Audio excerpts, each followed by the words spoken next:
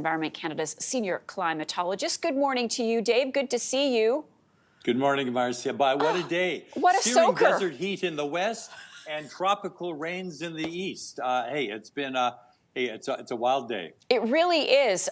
Let's first of all talk about what's happening in southern Ontario Yes. and heading east. How long is Beryl going to last? And why is the storm still seem so juiced up?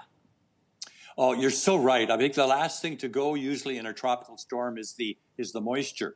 I mean, this is the remains or remnants of Beryl, at least the moisture.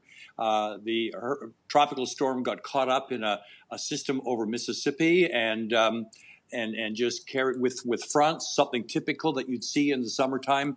But the moisture from Beryl, which was a sopping wet storm, was just swallowed in by this storm. And so that moisture is now carrying through. The storm is located right now very close to Detroit. But the shield of rain is well ahead. It's raining across Ontario as we speak. It started about a half hour ago in Ottawa and hasn't quite started in Quebec, but that's about noon hour, 1 o'clock, we'll see rains there. And it's raining heavily in some places, but really it is a storm that had a lot of uncertainty, Marcia, in terms of the track, the amount of rain, and exactly where the heavy amounts would be, but it's followed a script. It's just absolutely doing what it was supposed to do, and likely to be an all-day affair here in Ontario and Quebec overnight. We're seeing numbers you've given them up to 70 plus millimeters of rain. It'd be heavier if there's a thunderstorm over top, and this could certainly lead to some flooding because, Marcia, this area of central Canada has had a lot of rain in the last 4 days. The lawns are so lush, the ground is soft, and so this extra moisture on that will just raise water levels and could bring more ponding and pooling and flooding that you normally would not see in the middle of the summertime. So this is clearly they're warm rains, they're tropical rains, but hey, they're intense at times. Some areas will get more than others, but no one's going to be left out of this storm. It's just actually delivering what it said it would.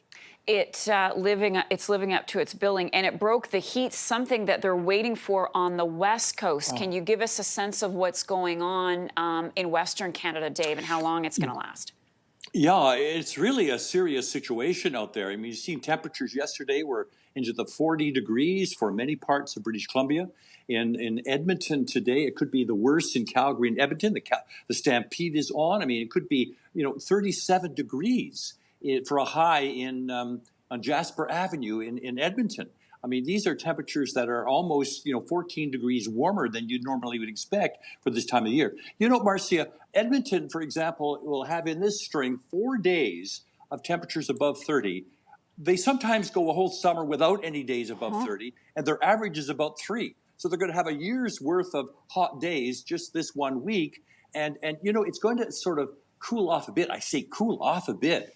I mean, temperatures are still going to be well above normal, maybe 6 or 7 degrees. They won't be 30, but they'll be like 28, 29 when they should really be 23 degrees. So, hey, a little less torrid, but nevertheless, it looks like it's going to go on for another week or so, the very warm conditions. So very much an issue for them. But not as long and as intense as what we saw 3 years ago, fortunately, Marcia, when we had that record heat dome over the West. These are temperatures that are less so, but they still are quite unseasonably warm for that area of Canada. So on that note, my last question then to you, Dave, does that increase the chances of wildfires? It's been a pretty quiet year so far, season so far. Absolutely, Marcia. Good point. I mean, this is what we're seeing can exacerbate the fire situation. You're right. We've seen only a fraction of the numbers and area burn that we had last year, fortunately. But this can all change. And we're also now entering a period with these warm temperatures. You're going to get lightning storms, but dry lightning. So you don't get the rain to douse the flames, but you get the lightning that could start the fires. So I'm sure that forest firefighters are really on guard right now and ready for something that could break out because of these extreme heat, low humidities, and strong winds with dry lightning. Dave Phillips, great to have you this morning. Thanks so much. We'll talk to you soon.